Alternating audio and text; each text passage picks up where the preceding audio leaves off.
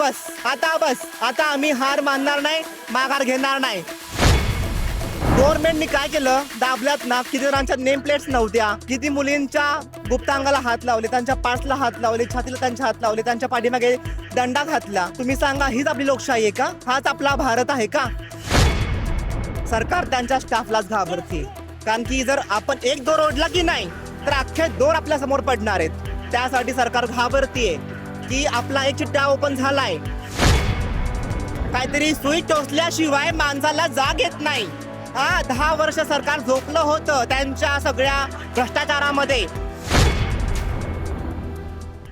आज माझं या आंदोलनासाठी महत्वाचं योगदान असं असेल, म्हणजे मला असं वाटलं मनापासून माझ्या, की मी गेल्या 25 दिवसापासून जेव्हा इंस्टाग्राम ओपन करते जंतर मंतरला जाते, इंस्टाग्राम ओपन करते जंतर मंतरला जाते, तिथे माझ्या बहिणींचे हाल, माझ्या भावांचे हाल, त्यांचा हाल बघून मला आता नाही राहिलं. त्यासाठी मी या प्रोटेस्टला उतरलेली आहे. आणि मला मनापासून हे सांगायचंय सर्व बंधू भगिनींना की आपण आता हार नाही मानायची. आता आपलं एकीतलं बळ दाखवायचंय आणि आपण सर्व एक आहोत. जेव्हा ही मुठ्ठी, जेव्हा पंजा बनतो, जेव्हा मुठ्ठी बनते, तेव्हा आपला फायटर आणखी छान मजा येईल. आता आपला हार नाही मानायची, आता आपल्याला जिंकायचंय, जिंकून दाखवायचं ह्या सरकारला, या मंत्र्यांना, त्यांचे जे काळे बाजार आहेत ते ओपन केलेत तुम्ही सर्वांनी. आपण रोज बघतो न्यूजला, पण आपल्याला त्यात न्याय काय भेटला? नाही भेटला. शेवटी ह्या केसेस आज न उद्या दबणारच. तुम्ही सांगा, मी एक ट्रान्सजेंडर व्यक्ती असून आतापर्यंत गव्हर्नमेंटनी आमच्यासाठी कुठल्या स्कीम्स आणल्या? हो, कुठल्याच नाही. मला तुम्ही सांगा, माझे हे बहीण भाऊ दिवस रात्र कष्ट करतात, अभ्यासासाठी अभ्यास करतात, ते एका मतासाठी फेल होतात किंवा पास होतात. आणि ती पेपर त्यात लीक होतो. त्यांच्यावर त्यांना किती त्रास होतात त्या गोष्टींचा तुम्ही आता विचार केलाय का जरा? तर सरकारला मला हे सांगा, तुम्ही त्या गोष्टी फील करा. तुम्ही मार्केटमध्ये या, सोबत बसा, बोला, तुम्हाला आमच्या भावना कळतील, म्हणजे जेणेकरून तुम्ही त्याला न्याय देताल. आता आम्ही हार मानणार नाही, माघार घेणार नाही. आता पाऊल उचललंय तर आम्ही आता पाऊल उचलून दाखवणारच या सरकारला, आणि करून दाखवणारच. अनेक विद्यार्थ्यांना मारहाण सुद्धा झाली. मारहाण झाली, तुम्ही न्यूजला बघितलं तरी पण गव्हर्नमेंटनी काय केलं, दाबल्यात ना, किती जणांच्या नेम प्लेट्स नव्हत्या, किती मुलींच्या गुप्तांगाला हात लावले, त्यांच्या पाठला हात लावले, छातीला त्यांच्या हात लावले, त्यांच्या पाठीमागे दंडा घातला. तुम्ही सांगा, हीच आपली लोकशाही आहे का? हाच आपला भारत आहे का?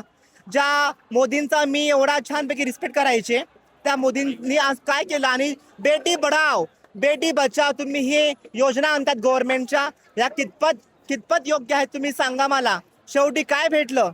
शेवटी आम्हाला त्यातनं न्याय भेटला की नाही तुम्ही सांगा. त्यांची तुमचे प्रत्येक गोष्ट समोर डोळ्यासमोर आली आमच्या. आता आम्ही हार मानणार नाहीये.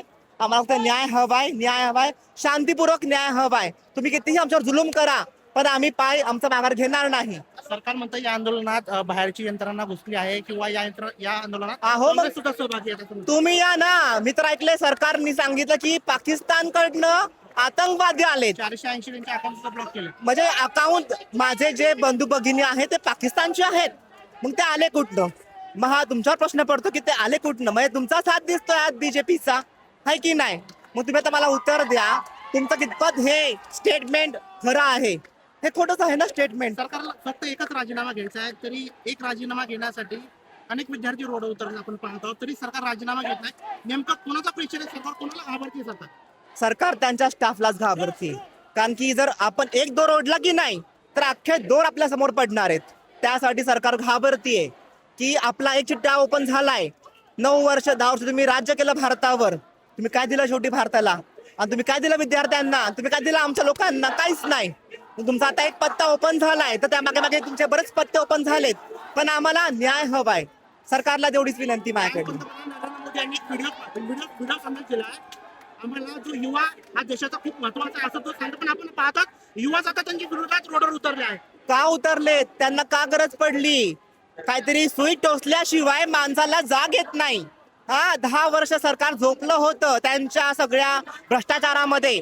आता युवा पिढीनं त्यांना त्या पेन टोचलीये सत्याची, ती त्यांना पचणार नाही. म्हणून त्यांना आता गोष्टींचा राग येतोय, म्हणून त्या गोष्टी दाबायचा प्रयत्न करतायत. पण आम्ही दाबून देणार नाही. आता हा ओपन केलाय केसचा, तो आम्ही शेवटपर्यंत लढणार, अन्याय मागणार त्यांच्याकडनं. आम्ही सरकार झोपेचं सोंग घेते, थोडक्यात तेच चाललंय. दारू पिऊन सरकार झोपेचं सोंग घेते आणि त्यांच्या कितीतरी गोष्टी आता डोळ्यासमोर आल्यात आपल्या. तर सरकारला तुमचा पाठ आम्हाला नको आहे. फक्त आमचं एकच मागणं आहे हात जोडून सरकारला, की तुम्ही आम्हाला न्याय द्या. जे माझे बंधू भगिनी लढतायत ते जंतर मंतरला, तुम्ही त्यांना न्याय द्या. तुम्ही त्यांना न्याय द्या बस.